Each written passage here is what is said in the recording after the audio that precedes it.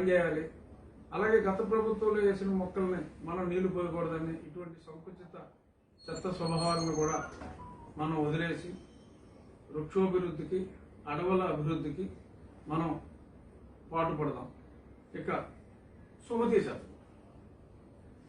అక్కరకు రాని చుట్టము మృక్కిన వరమీయని వేలుపు, మోహరమున దానెక్కిన బారని గుర్రము, గ్రక్కున విడువంగ వలయనురా సుమతి. అంటే ఎక్కడెక్కడ ఏమో వదిలేయాలో చెప్పాడు ఆయన బద్దన భూపాలు. అవసరానికి పనికిరాని చుట్టం, ఎన్ని వేడుకున్నా వరమీయని దైవం. ఇక్కడ దైవం అంటే దేవుణ్ణి వదిలేమని కాదు, అంటే ప్రభువులని, పాలకులని. యుద్ధంలో తాను ఎక్కిన పరిగెత్తని గుర్రం. అంటే యుద్ధంలో మీరు వెళ్ళేటప్పుడు మన గుర్రం పరిగెత్తాలి, మరి పరిగెత్తలేని గుర్రం. ఇటువంటి వాటిని నీతిమంతులు వెంటనే వదిలేయాలి. అది ఇది ఎవరినో ఉద్దేశించి అన్నట్టుగా మరి కొందరికి అనిపించవచ్చు, అనిపిస్తే అది నిజమే కావచ్చు. ఏదేమైనప్పటికీ కూడా మనకి ఉపయోగపడుతుంది అనుకుని మనం ఎన్నుకున్న దేవుణ్ణైనా, అంటే ఎంపిక చేసుకున్న దేవుణ్ణైనా, మనం ఎక్కిన గుర్రాన్నైనా, ఇందుకు ఉపయోగపడిన బంధువునైనా గెట్ రిడ్ ఆఫ్ దెమ్ అనేది సుమతి శతకంలోని సారాంశం. మరి దీన్ని అర్థం చేసుకోమని నా కోరిక. ఇక్కడ ఇవాళ ఉన్నాయి ఇష్యూలు చాలా. ముందుగా ఇప్పుడే కోర్టులో ఈ స్కూల్స్ గురించి కూడా గత వారం 10 రోజులుగా మనం మాట్లాడుకుంటున్నాం. ఇప్పుడే కోర్టులో మరి చీఫ్ జస్టిస్ గారు ఈ ఎయిడెడ్ పాఠశాలల్లో ఎయిడ్ ఆపుతాము అంటానికి వీల్లేదు, మరి 28వ తారీఖు వాయిదా వేశారు. ఈలోపు stay will continue. I'm for sure ఏ పిచ్చి పిచ్చి చేష్టలు ఎంతమంది చేసినప్పటికీ కూడా ఎయిడెడ్ పాఠశాలల్ని చంపితే అసలు మొత్తం విద్యే సర్వనాశనం అవుతుంది. అటువంటి విద్యా విధ్వంసకుల నుంచి ప్రజల్ని, విద్యార్థుల్ని కాపాడటానికి కోర్టులు ఎప్పుడూ కూడా న్యాయస్థానాలు ఉంటాయి. ఎటువంటి అధైర్యం పడొద్దు. కాబట్టి దయచేసి స్టాప్ దిస్ రాంగ్ ప్రాక్టీసెస్. కోర్టులో ఏదైతే అఫిడవిట్ గత వారంలో వీరభద్రుడు గారు పాఠశాల డైరెక్టర్ ఆయన ఇచ్చారో దానికి కట్టుబడి ఉండి పైకొకటి తొడవిల్లి, జోలపాడి లాంటి పిచ్చి పిచ్చి ప్రయత్నాలు చేయకుండా, ఎందుకంటే ఈరోజు చూసాం పేపర్లో, ప్రముఖ దినపత్రికలో ఆల్రెడీ ఎవరెవరిని ఎక్కడెక్కడికి పంపాలో మరి సుమారు 8,000 మందిని పాఠశాలలో కానీ కళాశాలలో కానీ ఎయిడ్ ఆపుతామని చెప్పి భయపెట్టి మరి వాళ్ళకి ఇంటర్వ్యూలు చేసి ఎవరెవరిని ఎక్కడికి పంపాలో వాళ్ళందరూ 8,800 మందిని ప్రభుత్వ ఉద్యోగులుగా మారుస్తారని చెప్పి జరుగుతుంది.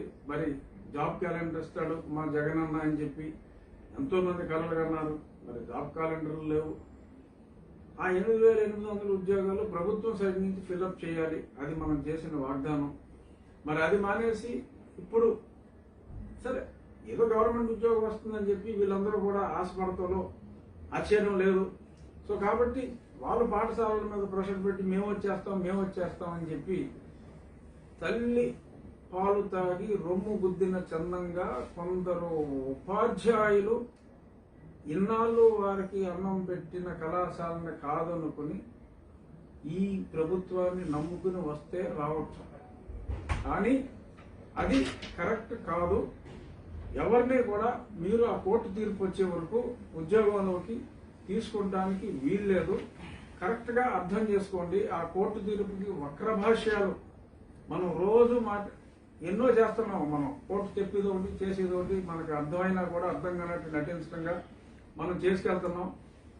ఎవరిని కూడా ఆ ఎయిడెడ్ పాఠశాల సిబ్బందిని ఎవరిని కూడా మీరు ప్రభుత్వ ఉద్యోగులుగా ఆ కోర్టు తీర్పు అయ్యే వరకు దయచేసి తీసుకోవద్దు. మీరెవరో కూడా తొందరపడి వెళ్ళకండి. పాఠశాలలు కూడా ఎవరో దయచేసి క్లోజ్ చేయొద్దు. పాఠశాలలు, ఎయిడెడ్ పాఠశాలలు కంటిన్యూ అవుతాయి. ఏ ముఖ్యమంత్రి కూడా వారి at own there whims and fancies ఎటువంటి వృధా ప్రయత్నాలు చేసినా కూడా ఫలించవు. ఇది నా ప్రగాఢ విశ్వాసమే కాదు, ప్రజాస్వామ్యం మీద నమ్మకం ఉన్న ప్రతివాడి విశ్వాసం. సో కాబట్టి ప్రభుత్వం కొంచెం మరి ఈ విషయంలో తొందరపాటు పడకుండా 3rd డిగ్రీస్ ఇలాంటి బెదిరింపులు కార్యక్రమాలు చేయకుండా ఉండాలి. ఇప్పుడే ఆర్డర్ వచ్చింది. ఇక ఈ రోజు నేను మాట్లాడదాం అనుకున్న ముఖ్య అంశం తాకట్టులో చెప్తా. Yes, that is very important issue.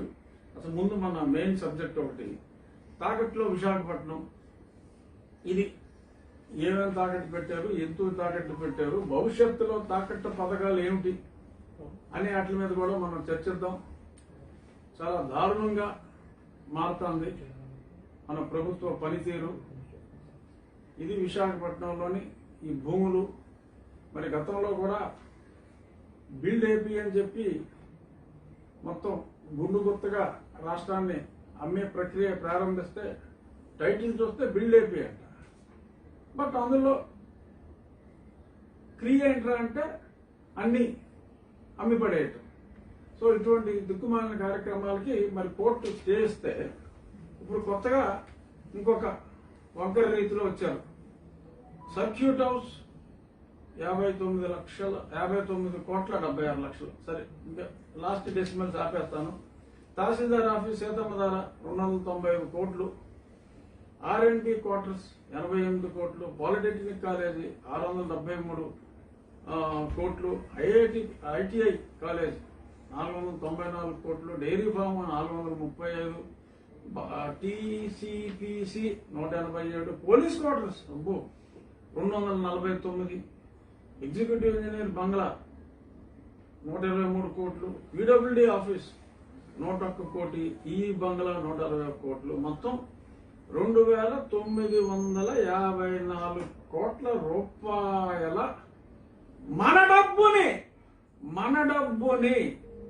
ఎవరో మనం ఎన్నుకుంటే వాడు అమ్మేస్తానంటే సిగ్గులేదురా మనకి? ఊరు మూసి కూర్చుంటామా? మన డబ్బు, మన ఆస్తిని ఎవడో తాకట్టు పెట్టి అప్పు చేసి మద్యం తాగే మధ్యతరగతి వ్యక్తుల తలల్ని తాకట్టుగా పెట్టి అది చాలక మళ్ళీ ప్రజలందరి ఆస్తుల్ని కూడా తాకట్టు పెట్టి ఎందుకు చేశారా అంటే వాళ్ళు చెప్పేది ఏంటి? ఆ మంత్రి వచ్చి, ఫైనాన్స్ మినిస్టర్ వచ్చి 1,05,000 కోట్ల రూపాయలు మేము కరోనా వచ్చి ప్రజలు కరోనా అని విలవెల్లాడిపోతా ఉంటే వారికి సహాయం చేయడానికి చేశానని చెప్పి సిగ్గు లేకుండా మాట్లాడారు మంత్రి గారు. 2,500 కోట్లు కేవలం కరోనా ఖర్చు పెట్టింది. 2,500 కోట్లు. మిగిలిన స్కీములన్నీ గత ప్రభుత్వం చేసినయే.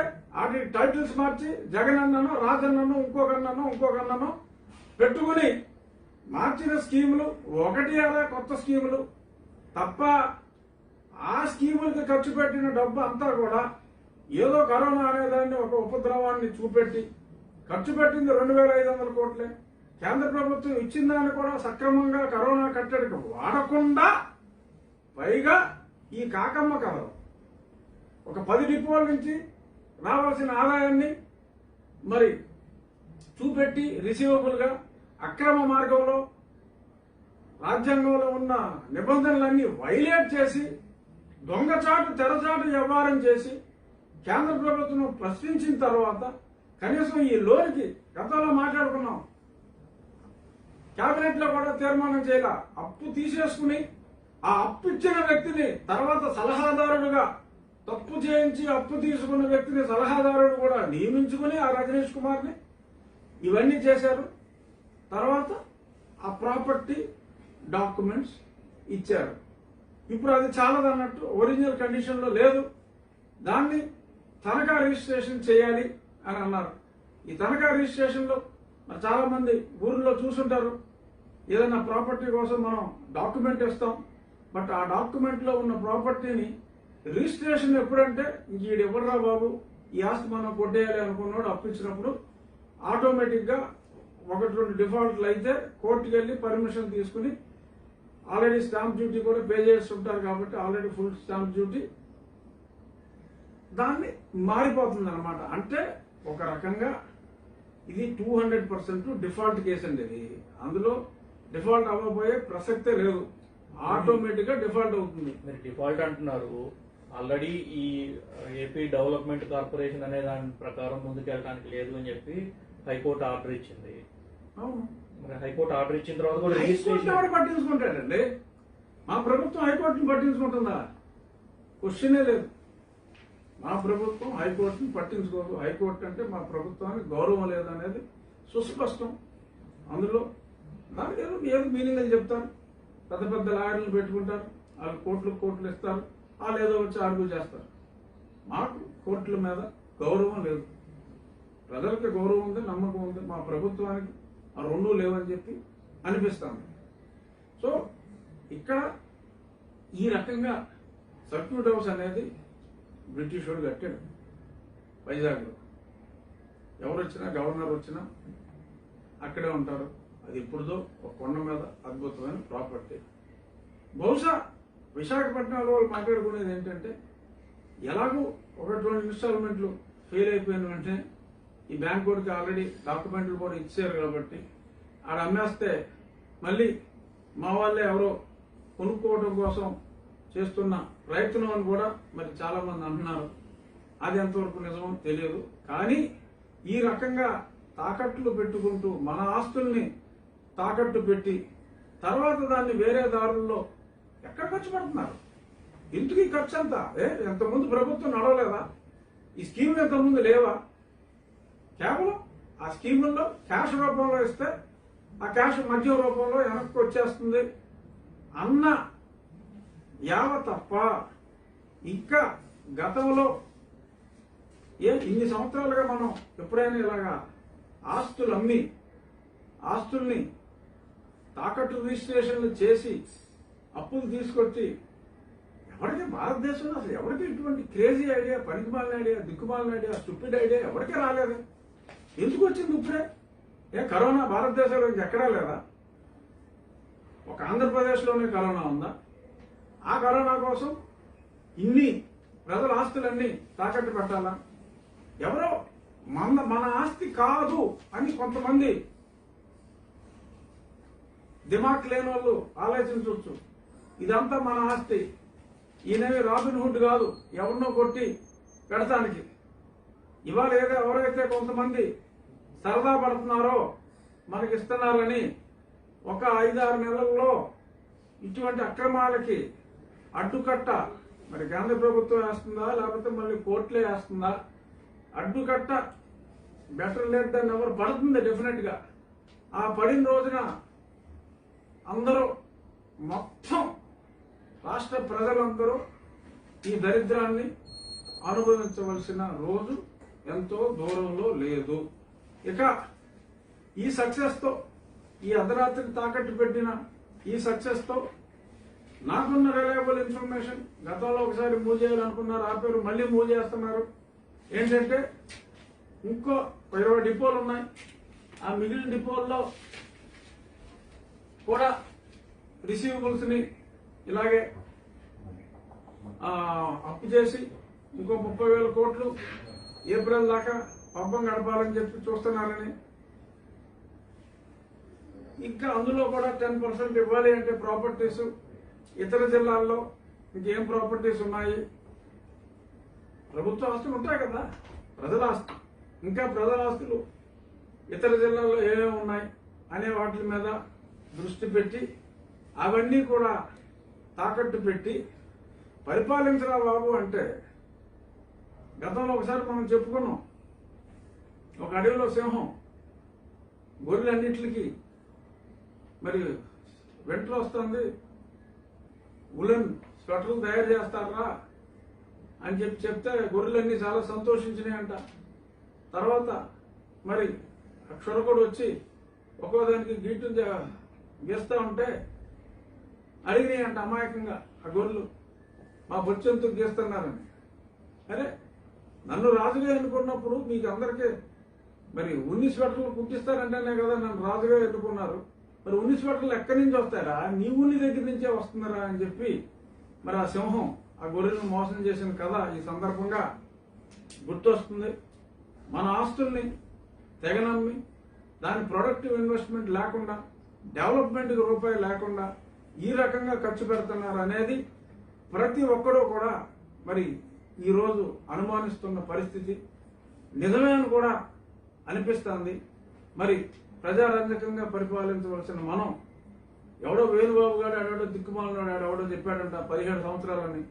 మరి ఇలాగా ఇన్ని ప్రజాకంటక నిర్ణయాల్ని మనం తీసుకుని ఇన్ని విధ్వంసాలు చేస్తూ, మరి ఎవడో వేణుబాబు చెప్పాడు కాబట్టి, ఇంకెవడో దిక్కుమాలనాడు చెప్పాడు కాబట్టి మనం ఎన్ని సంవత్సరాలైనా ఉంటాము అని చెప్పి అనుకుంటే ఇంకా జీసస్ క్రైస్ట్ కాదు, ఇంకెవడో కూడా మమ్మల్ని కాపాడలేడు. జీసస్ క్రైస్ట్ అంటే గుర్తొచ్చింది ఇప్పుడు ఆక్స్ఫర్డ్ డిక్షనరీ మా ముఖ్యమంత్రి గారు బొమ్మతో ప్రింట్ చేశారు. ఒక చిన్న వీడియో చూపెట్టాలి.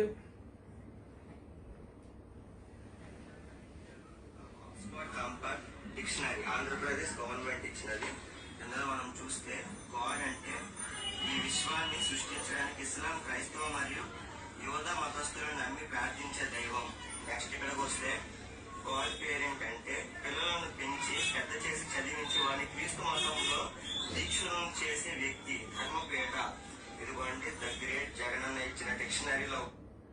ఇది లాస్ట్ 3 days కోర్స్ మనం మాట్లాడుకోలేదు. సోషల్ మీడియాలో ఎన్నో మిలియన్ల వ్యూస్ దాటిపోయింది. మరంత నేను ఒరిజినల్ ఆక్స్ఫర్డ్ డిక్షనరీ చూశా. ఒరిజినల్ ఆక్స్ఫర్డ్ డిక్షనరీలో ఇలా లేదు. దీన్ని ఇండియనైజ్ చేసినప్పుడు చాలా స్పష్టంగా ఇలా రాయటం జరిగింది. ఇప్పుడు ఎవరైనా సరే ఒక క్రిస్టియన్ కంట్రీలో, okay England it's a Christian country, it's not a secular country. ఆ క్రిస్టియన్ కంట్రీలో ఎవరైనా సరే ఒకవేళ ప్రింట్ చేసినా కూడా మనం ఆడపడేలా రాయరా, మనం మన బొమ్మ వేసుకుని ఒక సెక్యులర్ కంట్రీలో ఉన్న ఒక రాష్ట్రంలో మనం మన భాషలో ఇది ఇచ్చినప్పుడు ఎంతో సంయమనం, ఎంతో విజ్ఞత పాటించాలి. ఊరికే స్మైల్ బొమ్మ వేసేసుకుని పనిచేసి మనం నమ్మిన మతాన్ని ఇలాగ ప్రాపగండా చేయడానికి, మళ్ళీ వేరే వాళ్ళైతే తిరగబడతారు కాబట్టి, ఇస్లాం వాళ్ళు తిరగబడతారు కాబట్టి, నోరు లేని వాళ్ళు ఒక పర్టికులర్ మతంలాగా అనిపించి అలా చేయటం కరెక్ట్ కాదు. Majority of the people in this country they belong to Hindu religion. మీరు ట్రాన్స్లేట్ చేసినప్పుడు ఒళ్ళు దగ్గర పెట్టుకుని ట్రాన్స్లేట్ చేయాలి, అంతే తప్ప ఒక పర్టికులర్ మతాన్ని ప్రాపగండాకి ఆ రకంగా చేయటం అనేది that is not in good taste. Oxford చేసుకునే వాళ్ళకి జగన్ చెప్పుంటారంట ఇట్లా రాయమని, ఇట్లా ట్రాన్స్లేట్ చేయమని. ట్రాన్స్లేట్ చేసింది వీళ్ళే. ఆక్స్ఫర్డ్ వీళ్ళకి ట్రాన్స్లేట్ చేస్తాడు. వీళ్ళు ఆక్స్ఫర్డ్ డిక్షనరీలో ఉన్న ఇంగ్లీష్ ని ఆక్స్ఫర్డ్ డిక్షనరీలో తెలుగులో ఉండదండి. ఆక్స్ఫర్డ్ డిక్షనరీలో కొన్ని పదాలకి అర్థం ఏంటో ఉంటాయి, ఇంగ్లీష్ లోనే ఉంటాయి, సరళంగా ఉంటుంది అన్నమాట.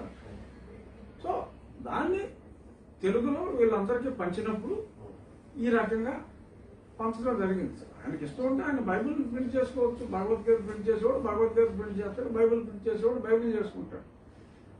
ఇక్కడ ప్రభుత్వ ఖర్చుతోటి కొన్ని ప్రింట్ చేసి ఇచ్చేటప్పుడు ఈ రకంగా తప్పుదావ పట్టించకూడదు అంటున్నా. అంటే చదువుకునే పిల్లలకు మీరు ఇచ్చి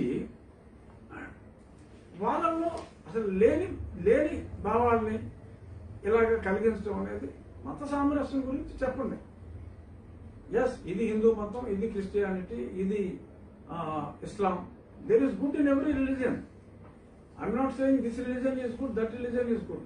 దేవుడు అనే దాన్ని మీరు నిర్వచించేటప్పుడు, దేవుడు అంటే జెరూసలంలో అక్కడ ఉన్న జుడాయిజము లేదు, క్రిస్టియానిటీ ఆర్ ఇస్లాం అని చెప్పి ఎలా రాస్తారు? That is totally incorrect. మరి ఎందుకు చేస్తున్నారు? ఇది ఈయనకి తెలిసే జరుగుతుందా, తెలియకుండా జరుగుతుందా? తిరుపతిలోనేమో బడ్జెట్ చేయకూడదు అంటారు. మరి అవి కూడా మరి చాలా ఎక్స్ట్రీమిజంగానే ఉంది అక్కడ వ్యవహారం. ఏంటో మరి అది చాలా చాలా చాలా దురదృష్టం. ఇక ఇన్నోవేటివ్ థింకింగ్ ఏంటంటే రోడ్ల మీద పడ్డారు. అప్పుడు రోడ్లు తాకట్టు పెట్టాలి, ఇందాక మనం బ్రేక్ అయ్యాం అలా అడిగినప్పుడు, రోడ్లు తాకట్టు పెట్టాలి అని ఒక వినూత్న కార్యక్రమం. రోడ్లు ఎలా తాకట్టు పెడతారు అసలు మీరు ఆలోచించండి. ఐడియా ఉంది? అసలు రోడ్లు తాకట్టు పెడతారంటే లిస్టు రెడీ చేస్తున్నారు.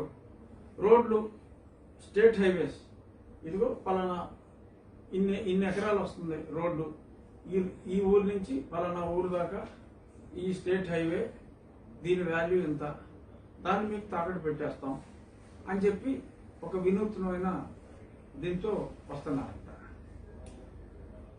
ఏమవుతుంది రేపు? డిఫాల్ట్ తథ్యం, ఆదాయం శూన్యం. ఎందుకంటే మనం ఇప్పుడు మనం చేసిన అప్పుల మీద వడ్డీలు కడటానికే మరి 45,000 దాకా అక్కడికక్కడే కట్ అయిపోతుంది. ఉద్యోగుల జీతాలు, అక్కడికి చేయవలసిన పేమెంట్లు ఒక 80,000 కోట్లు కాంట్రాక్టులకి అందరికీ పెండింగ్ ఉంది. వాళ్ళందరూ కూడా ఇప్పుడు కోర్టులకు వెళ్తున్నారు, సంవత్సరాల తరబడి బకాయిలు ఉన్నాయి. అదే కాకుండా మరి ఈ ఎంప్లాయీస్ కూడా మేము చెప్పింది ఒకటి చేసింది ఒకటి. సరే సిపిఎస్ రద్దు, సరే దాన్ని పక్కన పెడితే ప్రస్తుతానికి మరి డిఏ బకాయిలు ఉన్నాయి, మరి పిఆర్సి ప్రామిసులు ఉన్నాయి. ఇవన్నీ చేయాలంటే అదొక 15,000 కోట్లు అవుతుందని చెప్పారు. సో ఈ బడ్డెన్ అంతా భరించలేని బడ్డెన్ కాబట్టి డెఫినెట్ గా డిఫాల్ట్ అవడం తథ్యం. డిఫాల్ట్ అయితే ఆ బ్యాంక్ వాడికి మళ్ళీ ఈ రోడ్లు కూడా రిజిస్టర్ చేసి ఇచ్చేస్తాయి. ఆ బ్యాంకర్ ఏం చేస్తాడు? ఎవడో రోడ్డు అక్కడ ఓటు ఇక్కడ ఓటు పెట్టుకుంటాడు, ఆ రోడ్డు కొనుక్కుంటాడు. రోడ్డు కొనుక్కుని నాకెంత టోల్ కడితే నేను మిమ్మల్ని రన్ చేయనిస్తాను అంటాడు. రోడ్లు వేయడానికి మళ్ళీ ఆ సెస్ ఈ సెస్ అని లాగుతున్నారు. గోతులు కప్పెట్టింది లేదు. ఎప్పటికప్పుడు వర్షాలు తగ్గిన వెంటనే సాక్షిలో స్టాండర్డ్ డైలాగు, వర్షాలు తగ్గిన వెంటనే రోడ్లు ప్రక్రియ ప్రారంభిస్తాం.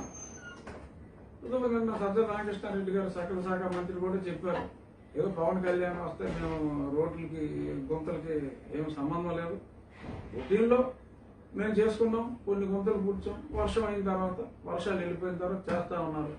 మా ఏకచిత్ర నటుడు అయితే అసలు పెద్ద పెద్ద ఫ్లైఓవర్ బొమ్మలు వేసి ఇదిగో రాజమండ్రి అన్నాడు. లేని రోడ్లు, మరి ఆ రోడ్లు వర్షాలు కొట్టుకుపోయినాయి అని చెప్తాడా? అయితే బయట మరి నాకు తెలియదు. రాజమండ్రి నగరంలో చక్కటి ఫేస్ పెట్టుకుని పెద్ద పెద్ద ఫ్లైఓవర్లు, ఏదో లాస్ ఏంజలస్ లో అలా ఉన్నట్టు ఇగో రాజమండ్రి రోడ్లు అని చెప్పి చూపెట్టారు. రాజమండ్రి రోడ్లు ఎలా ఉన్నాయో ప్రజలందరూ కూడా చూశారు. మరి ఈ బొమ్మలేసి ఎవరిని మభ్య పెడతాం నాకు తెలియదు. కానీ రోడ్ల మీద దేర్ ఇస్ నో ఫోకస్. ఎవరో పాపం పవన్ కళ్యాణ్ గారు రోడ్లు ఇలా ఉన్నాయి, శ్రమదానం చేస్తాను అని వస్తే దాన్ని పాజిటివ్గా తీసుకోవాలి, అభినందిస్తే అభినందించాలి, బట్ అవమానించకూడదు, ఇంకో రకంగా మాట్లాడకూడదు. ఈ సందర్భంగా ఇందాక మన పాత్రికేయ మిత్రుడు అడిగిన దానికి నా రెస్పాన్స్ కూడా ఇవ్వాల్సిన బాధ్యత నాకు ఉంది. పుట్టపర్తి మీటింగ్లో ఈరోజు రఘురామ కృష్ణరాజుకి జరిగిందనో లేకపోతే దివాకర్ రెడ్డి గారికి జరిగిందనో మనమందరం కూడా నోరు మూసు కూర్చుంటే రేపొద్దున పరిస్థితి నీకైనా రావచ్చు, నాకైనా రావచ్చు. ఇటువంటిప్పుడు మనం అందరం ఇలాగా అన్యాయానికి గురైన వాళ్ళని సమర్థించాలి అన్నారు. My salute to mister Pawan Kalyan.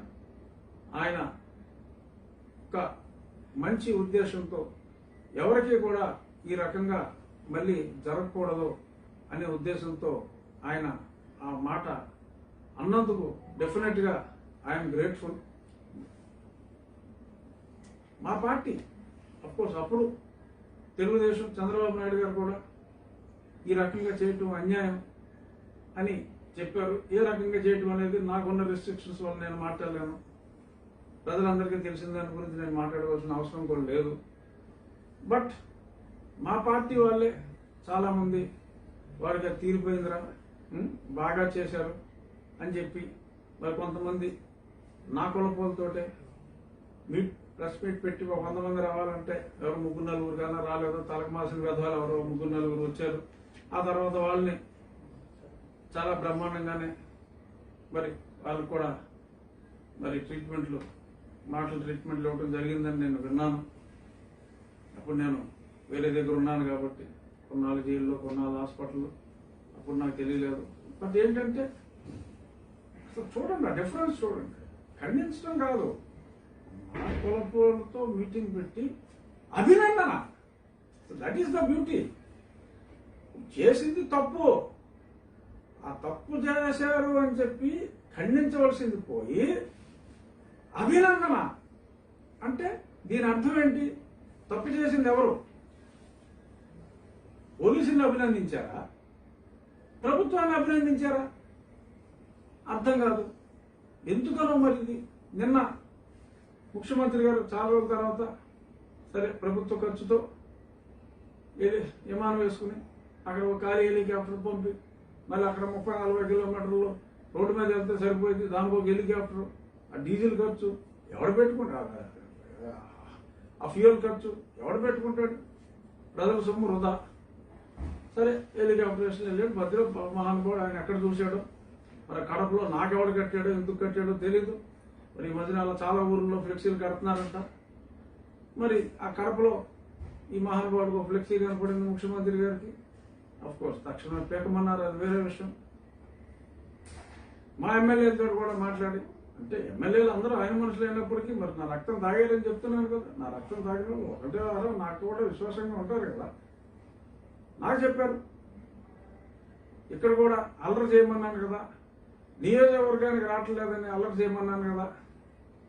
మరి ఎంతవరకు వచ్చింది? అతన్ని మనం చాలా బదనాం చేయాలి, సర్వేల్లో అన్నింటిలో చాలా ఎక్కువగా ఉంటుంది అతనికి, అతన్ని డౌన్ చేయాలి అంటే మీరు ఎంత వీలైతే అంత అలర్ట్ చేయాలి అని చెప్పి దిశ నిర్దేశం చేసినట్టుగా నాకు తెలిసింది. మా నియోజకవర్గంలో కూడా ఎక్కడైనా సరే ఫ్లెక్సీలు లాంటివి ఏమైనా ఉంటే తక్షణం పీకేమని చెప్పి కూడా మరి ఆయన ఇన్స్ట్రక్షన్స్ ఇచ్చినట్టుగా మరి నాకు తెలిసింది. అఫ్కోర్స్ చాలా మంది మీద పోలీసులు డైరెక్ట్గా ఫోన్ చేసి వార్నింగ్ ఇచ్చారు. గతంలో కూడా మనం చెప్పుకున్నాం, ఎవరైనా నా ఫ్లెక్సీలు పెట్టారంటే అని. అసలు నాకు అర్థం కాంది, అసలు ఏంట్రా బాబు నీ ప్రాబ్లము? నేను నీకు ఇష్టం లేదు, ఉంచుకో మాకు ఆ పార్టీలో. నేను నీకు ఇష్టం లేదు పార్టీలో, పంపేయి. అంతేగాని ఆయన ఫోన్ చేసి అక్కడ ఫ్లెక్సీ కనపడితే పీకే, ఇక్కడ ఫ్లెక్సీ కనపడితే పీకే. ప్రజల హృదయాల్లోంచి ఎలా పెగ్గలమ్మా? పేటలేవు కదా. ఎవరి హృదయంలో ఉన్నా, నా హృదయంలో ఉన్నాడు రఘు అంటే హృదయం పీకేస్తారా? ఎందుకు ఈ వృధా ప్రయాస? ఇప్పుడు సమంత, నాగ చైతన్య ఎందుకు విడిపోయారు అని చెప్పి సాక్షిలో అసలు ఊదర కొట్టారు చాలాసేపు, ఏదో రకరకాల మీ డెఫినేషన్లో. వివేకానంద రెడ్డి గారు హత్యకి అక్కడ 100 రోజుల పైన జరుగుతుందే అక్కడ విచారణ. ఏ రోజైనా సాక్షిలో కవర్ చేశారా? సొంత మీ చిన్నాన్న హత్యకు గురైతే మరి మామూలు విషయాల్లో మరి ఒక చిన్న SMS-ని ఒక సోషల్ మీడియా పోస్ట్ని ట్రాన్స్ఫర్ చేస్తేనే సింహాల్లో దూకుతారు కదా ఈ పోలీసులు. మనం చేయలేదు సరే, వాళ్ళు ఎవరో ఇన్వెస్టిగేట్ చేస్తున్నారు, వాళ్ళకి ఏం సహకారం మనం ఇచ్చాం? ఎందుకని ఆ కవరేజ్ సమంత చైతన్య విడిపోయినందుకు ఇచ్చిన కవరేజ్ని ఈ హత్య కేసు ఉదంతంలో మరి ఎందుకు మనం ఇవ్వలేకపోతున్నాం? కవరేజ్ ఇవ్వాలి కదా. మీ సొంత చిన్నాన్న రాజశేఖర రెడ్డి గారికి స్వయంగా తమ్ముడు, దానికి లేదు కవరేజ్. ఈ విడిపోయిన నాగ చైతన్య సమంత గురించి ఇంకేమీ పని లేనట్టు, ఇంకా దేశంలో ఇంక వేరే ఇష్యూ లేనట్టు, ఇంకా ప్రజలందరూ కూడా ఇంత హెరాయిన్ దొరికిందే రాష్ట్రంలో, ఇన్ని వేల కోట్ల 20,000 కోట్ల హెరాయిన్ ఒక్కసారి దొరికింది. మరి ఇంకా దానికి ముందు కూడా చాలా వచ్చింది అంటున్నారు. అంతా పోగు చేస్తే 1,00,000 కోట్ల హెరాయిన్ వచ్చింది. పోలీస్ రివ్యూ మీటింగ్ చేశారా? ఓకే, డీజీపీ గారు ముందే ఇమ్మీడియట్ గా ఆయనకి అన్ని తెలుసు కాబట్టి చెప్పేశాడు అసలు మాకు సంబంధం లేదని. ఎలా తెలిసిపోయింది? ఒక చిన్నాన్న మర్డర్ కేసే రెండున్నర సంవత్సరాల నుంచి మీరు ఛేదించలేకపోయారు. సిబిఐకి అంత టైం పడుతుంది కదా. అసలు ఆ హెరాయిన్ కేసుకి మాకు సంబంధం లేదని చిటికలో చెప్పేశాడు డీజీపీ గారు, దళాల కమిషనర్ గారు. ఎలా చెప్పేశారు సంబంధం లేదని? ఇన్వెస్టిగేట్ చేశారా? అది వస్తుందని తెలిసి ముందే ఇన్వెస్టిగేట్ చేశారా? సంబంధం లేదని ఎలా చెప్పేశారు? చెప్పారు కాబట్టి అనుమానాలు వస్తున్నాయి ఇప్పుడు అందరికీ.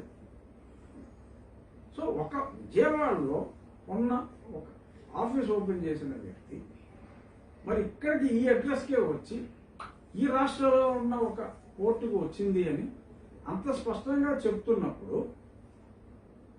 మీరు యువత సర్వనాశనం అవుతుంది. పెరిగి పెద్దవాళ్ళు అయిన వాళ్ళు మీ బ్రాండ్లు, మీ స్నేహితుల బ్రాండ్లు తాగి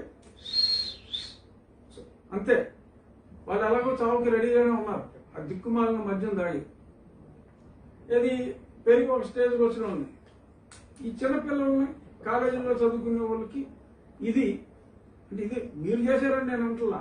బట్ ఇంత రాకెట్ ఉన్నప్పుడు దీని మీద దీన్ని నియంత్రించవలసిన బాధ్యత. ఎక్కడైనా గంజాయి దొరికిందంటే ఆంధ్రప్రదేశ్ మూలం, ఉత్తరప్రదేశ్లో గంజాయి దొరికితే ఆంధ్రప్రదేశ్ మూలం. నిన్న ఎక్కడో మళ్ళీ ఏదో దొరికిందంట, అదంతా కూడా ముంబైలో, అది కూడా ఆంధ్రప్రదేశ్.